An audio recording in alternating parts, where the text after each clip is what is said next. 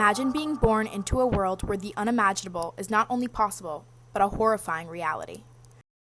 Not since the discovery of gunpowder has the world wondered over the ability of man to create such an agent of destruction. Where babies are born with translucent skin, white hair, and no bones. Where the sky rains nuclear ash, an apocalyptic scene not from a sci-fi novel, but from real life. This is not fiction. This is the Marshall Islands, where the legacy of nuclear testing still haunts the lives of its people.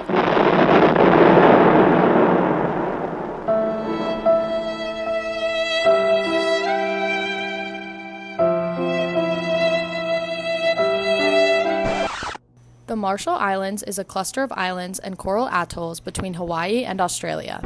It was the location of 67 nuclear detonations as part of U.S. military tests during the Cold War between 1946 and 1958. The United States military not only gained control of the islands, but also built military bases on the Kwajalein and Eniwetok atolls. The U.S. military approached the 167 residents of Bikini Atoll, urging them to relocate for what was described as the greater good of humanity. The Marshallese were told that they were a chosen people and that atomic weapon testing would help prevent future wars. Although they were promised they could return someday, the relocation was essentially compulsory.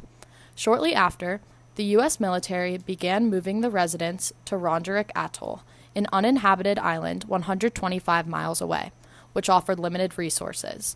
Many of the residents were later diagnosed with malnutrition and near starvation due to the lack of resources, which led to another relocation to U.S. military base on another atoll.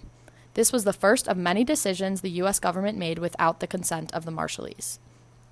One of the most infamous explosions on the island was Castle Bravo. The blast was equivalent to 1,000 times the power of the Hiroshima bomb, vaporizing around 10 million tons of sand, coral, and water.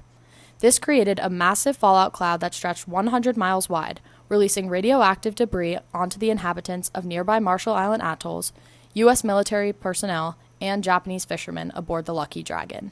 The people of Rongelap were exposed to the highest levels of radioactive contamination. When the toxic cloud reached Rongelap, about 110 miles from the test site, the fallout resembled snow. Children played with the irradiated particles, while others continued working outside. The immediate health effects were severe and lasting, and Rongelap was eventually rendered uninhabitable. The radiation exposure from the Marshall Islands severely impacted hundreds of citizens in ways that still affect them today. For one, the exposure increased the likelihood of affected individuals to have cancer. Families were significantly affected as the number of stillborns, miscarriages, and jellyfish babies drastically increased. The term jellyfish babies describes a common birth defect in babies born after the nuclear testing on the islands. These newborns are unable to survive outside of the womb for more than a few days, as they're born with transparent skin and with no bones. Many mothers endured several miscarriages, a traumatic experience that is only worsened by the United States' failure to acknowledge their suffering. Within hours of one of the many explosions on the islands, citizens experienced severe radiation burns, with their skin falling off, their hair falling out, and blisters covering their skin.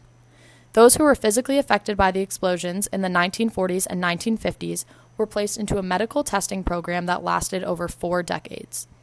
The Marshallese people remained dissatisfied with how the United States handled the nuclear testing at the time and how they addressed the aftermath. The U.S. has continuously downplayed the severity of the effects of the nuclear testing. They informed citizens they would be able to return home shortly after the testing, yet the islands were made inhabitable for years after the testing was complete. Also, the compensation fund set in place covered only a few atolls and did not account for the entire affected population. The United States was ordered to pay $2.3 billion for healthcare and resettlement costs. In the 1990s, the U.S. paid $600 million, which they argued was sufficient to fix the damages on the Marshall Islands. The U.S. then stopped providing financial assistance for medical care to the affected Marshallese people in 1998. The United States has yet to fully compensate the Marshall Islands for the damage they caused, which is incredibly frustrating to victims seeking justice for their suffering. The Runit Dome, located on the Eniwetok Atoll, is a symbol of both current-day climate change and a symbol of the toxic past the Marshallese people are left to confront.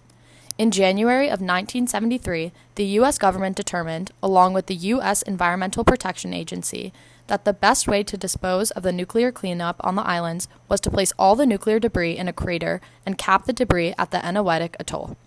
This project was known as the Eniwetok cleanup project and involved over 4,000 U.S. military personnel who removed over 100,000 cubic yards, a cube roughly the size of a football field with a height of about 3 stories, of contaminated soil as well as debris, mixed it with cement, dumped it into a crater.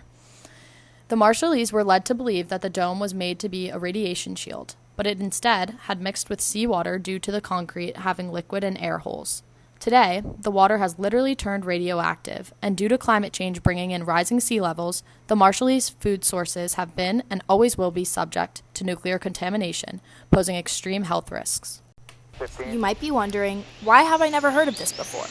It sounds like something straight out of a sci-fi horror film. But not only is it real, you've actually been exposed to it without even realizing.